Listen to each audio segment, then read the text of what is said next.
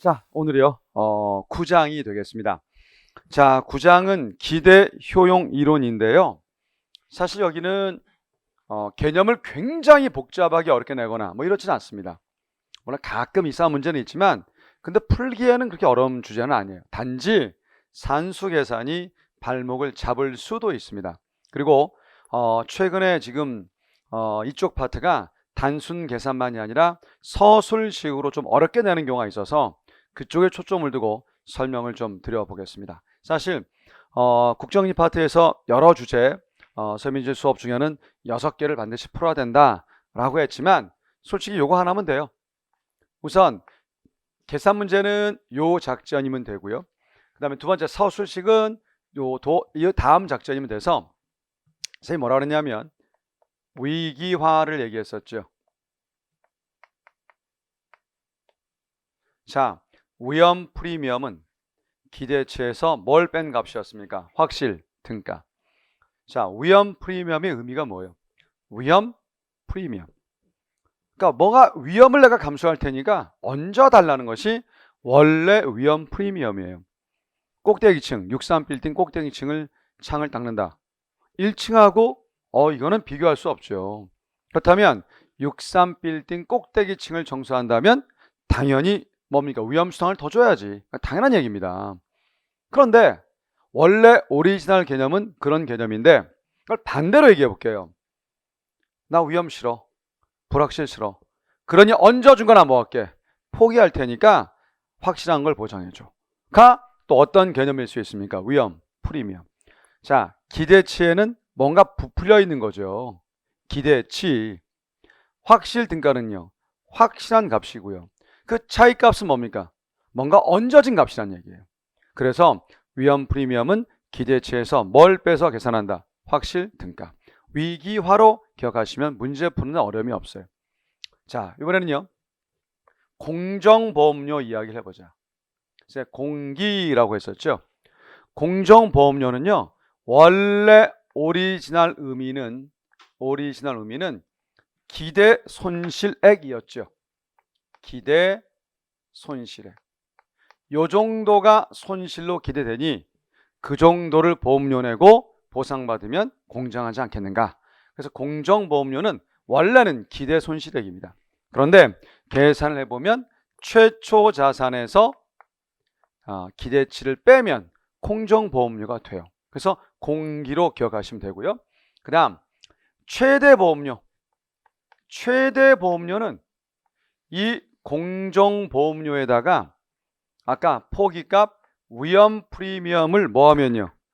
더해서 계산을 하는 것이 일반적인데 자 여기 있다시피 최화 그래가지고 자 최초 자산에서 확실 등가를 빼서도 계산할 수 있습니다.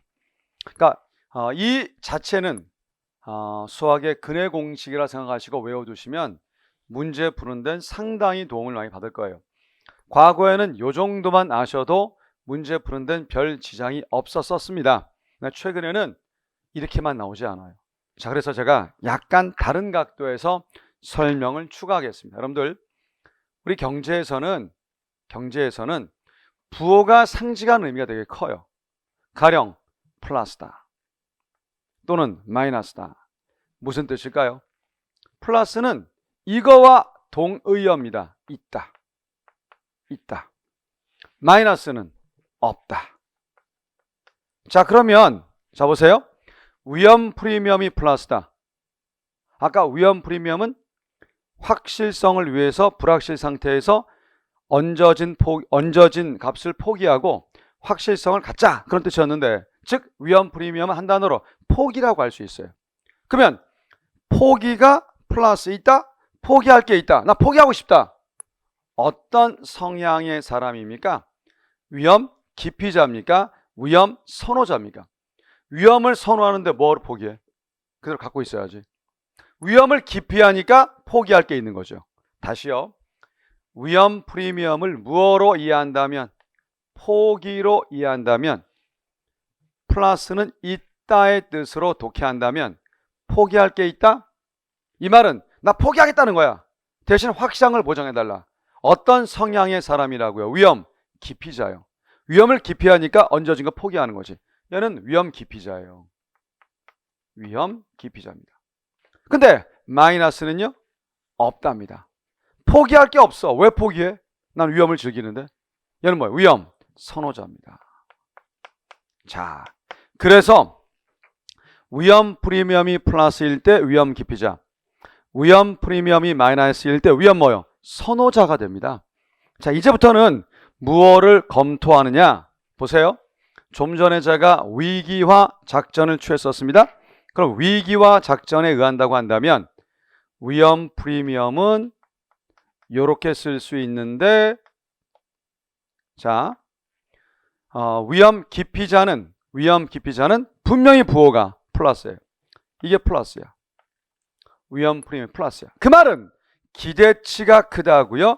확실 등가가 크다고요? 기대치가 더 커요. 반대로요. 마이너스다. 포기할 게 없다. 왜? 위험을 즐기려니까. 위험 선호자. 자, 이 경우는 위험 프리미엄이 위기화 작전에 의해서 본다고 했을 때 뭐로 가야 된다? 음수로 가야 됩니다. 마이너스니까. 그 말은 기대치가 큰 겁니까? 확실 등가가 큰 겁니까? 확실 등가가 크다는 거죠. 자, 이제 진짜 그런지를 우리 그래프를 통해서 정확히 한번 해드릴게요. 그래프를 통해서. 근데 제가 다 설명하고 그래프 그려봤지만 시험장에서는 다 필요 없어요. 그냥 작전 짜상이 더 빨라요, 사실은. 그래서 일단은 작전은 그렇다고 그냥 짜면 또 그러니까 증명은 해야 되니까 그래프를 그리겠습니다. 두 개의 그래프 그릴게요.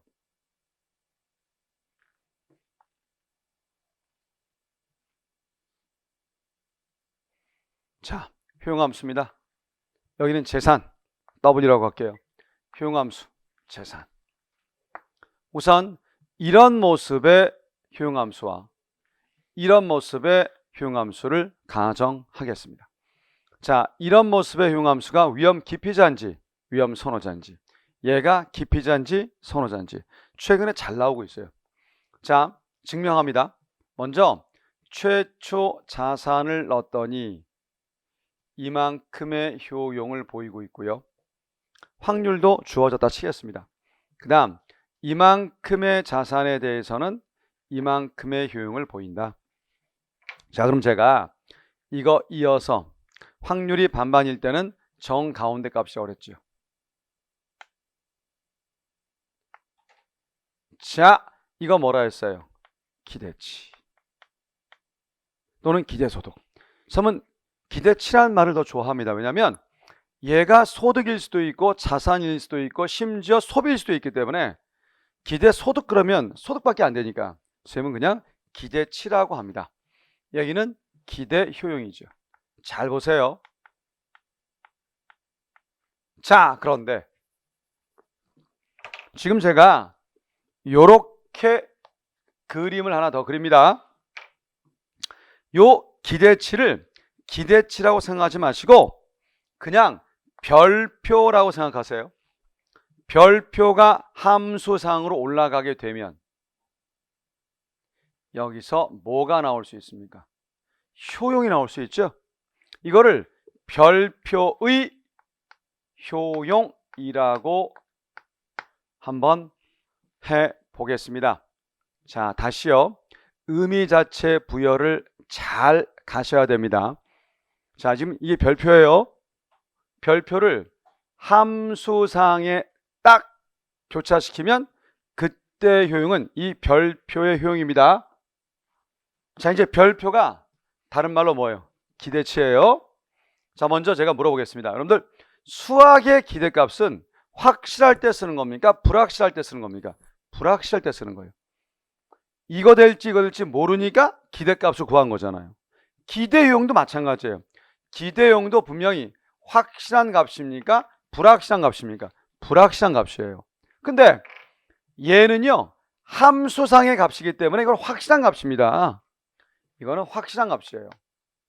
근데 제가 별표 대신에 기대치라는 단어를 쓰게 되면 어떤 편견을 여러분 갖냐면 기대치가 붙으면 이건 불확실한 건데 라고 착각하더라고. 기대효용, 기대치 요 자체와 요 자체만 불확실한 겁니다. 왜? 기대값을 구하는 거니까. 근데 기대치의 효용은요. 요 값을 함수에 대입한 값이기 때문에 확실한 값이에요. 자, 이런 성향의 사람은 확실한 것이 주는 효용을 높게 평가하고 있습니까? 여기 0입니다. 불확실성이 주는 효용을 높게 평가하고 있습니까? 확실한 게 주는 효용을 높게 평가하고 있죠. 그럼 뭐예요? 위험. 누굽니까 이거? 기피자. 확실을 좋아하니까. 그러니까 이 그림은 위험 기피자 그림이에요. 위험 기피자 그림입니다. 자, 그 다음 기대 효용과 동일한 효용을 주는 확실한 현금의 크기 뭐였습니까? 확실성 등가였었죠. 자, 기대치가 커요? 확실 등가가 커요? 기대치가. 오케이? 자, 그러면 요거로 한번 점검할게요. 위험 프리미엄은 위기화 작전에 의해서 푼다고 한다면 얘가 더 크고 얘가 작으니까 당연히 부호는 뭐가 될까요? 플러스가 되겠죠? 그래서 위험 기피자는 위험 프리미엄이 플러스예요. 위험 기피자는 위험 프리미엄이 플러스예요. 그리고 기대치가 어떻습니까? 확실 등급보다 커요. 다 입증이 되잖아. 다 입증이 되잖아. 그 모양이 뭐라고요? 아래에서 봤을 때 뭐라고요? 이걸 뭐라 부릅니까? 오목이라 불러요. 자, 여러분들 올해 국회직 시험, CPA 시험과 그나마 대한민국 시험 중에 어깨를 나란히 할 수 있는 시험은 국회직 시험인데 그쪽 시험에서 오류가 나왔었습니다. 뭐가 나왔냐면 분명히 아래에서 봤을 때 오목이어야 되는데 원점에 대해서 오목이라고 출제했다가 이제 정답 처리가 없게 해버렸었어요. 자, 분명히 아래에서 봤을 때 오목입니다. 원점에 대해서 논할 수 없죠. 오케이? 하여튼 위험 기피자는 뭐라고요? 오목이에요. 오목. 지금 여러분들 이해가 중요하지 않아요. 시험장에서 빨리 불려면 작전이 필요한 거지. 하여튼 작전을 만들어 드릴게. 지금 이거를 지금 증명하는 겁니다. 쌤이 말로 한 거를 증명하는 거예요. 증명. 자, 이쪽 해보겠습니다. 똑같아요.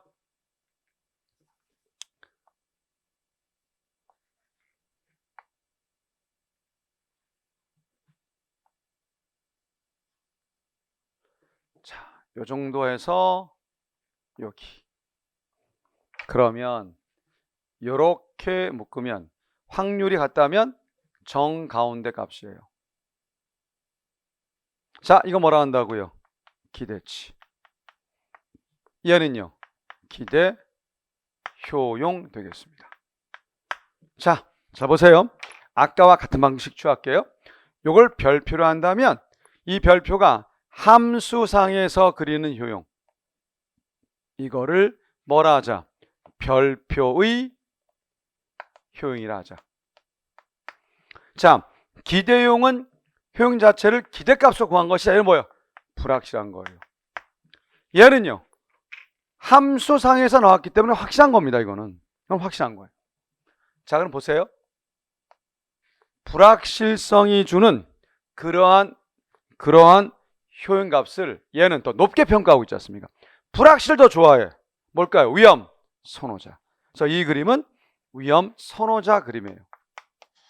자, 위험 선호자 그림은 아래에서 봤었을 때 뭡니까? 볼록입니다. 볼록. 그 다음, 자, 또 보세요. 확실 등가를 표시하겠습니다. 기대 효용과 같은 효용을 주는, 자, 확실한 현금의 크기. 얘를 뭐라 한다? 확실성 등가라 한다. 자, 그러면 위기와 작전에 따라서 풀어보면요. 자, 무슨 부호가 되는지 확인해 보세요. 분명히 확실 등가가 더 크죠. 작은 거에서 큰 걸 뺐으니 이 부호는 당연히 뭐가 될까요? 음수. 그래서 위험 선호자의 경우에는 위험 프리미엄이 마이너스가 돼야 돼요. 그리고 확실 등가 보다시피 어떻습니까? 크잖아요. 자, 그러면 시험 나올 때마다 이거를 완벽하게 다 그려서 할 수는 없지 않습니까? 그래서 쌤이 첫 번째 작전은 기본 개념할 때 했지만 뭐요? 위기와 공기체화를 좀 외워두시고요. 외우면 됩니다. 그 다음 두 번째 작전은 쪼잔하지만 이게 제일 빨라요. 제일 빠릅니다. 뭐냐? 여러분들 저는 분명히 증명 다 했습니다. 선 볼 때라고 하시면 돼.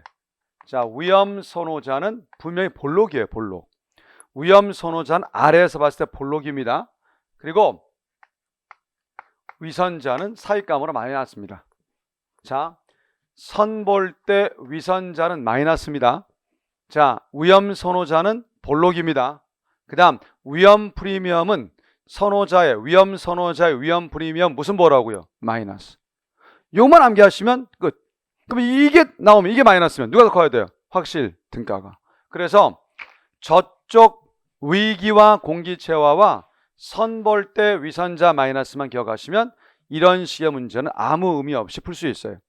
잠시 후에 이제 문제 나오면 과연 먹히는지 안 먹히는지 한번 보자고요. 이건 아주 중요합니다. 자, 그래서 전체 개관 설명 자세히 드렸습니다. 우리 심화정리 문제는 쉬워서 제가 넘어갈 거예요. 자, 우리 그림 쭉 봤습니다. 보다시피 아래쪽에서 어목이다. 누구요? 위험, 기피자. 자, 그 다음 직선은 중립자입니다. 그 다음 선호자는 아래에서 뭐라고요? 볼록. 다 증명했습니다.